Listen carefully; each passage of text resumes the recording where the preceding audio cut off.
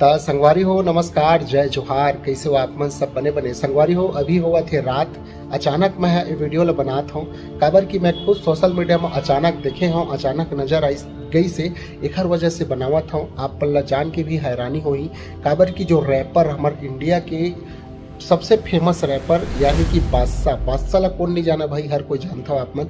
बादशाह के गाना सुनने के बाद भाई आजकल के लड़का पुराना से पुराना लोगन मन झूम उठते। ठीक है, एकर बार के ना आप मतलब बताना चाहता हूँ बादशाह शादी कर ले है। जी हाँ संगवारी हो, शादी के जो ओखर वीडियो है फोटो है वो बहुत ज़्यादा भी सोशल मीडिया में वायरल हुआ थे और मोर पास भी कुछ क्लिप वीडियो हवे आप मतलब दिखाबो। और साथ ही साथ नया हूँ तो चैनल ला सब्सक्राइब कर लो, फॉलो कर लो।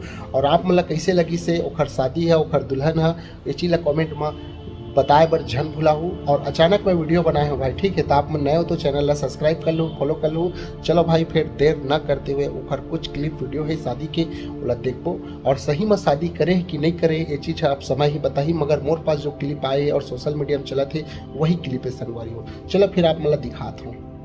ओम सुसते लक्ष्मी बहुराजम कुशवारा सुमास्तम ब्रह्मा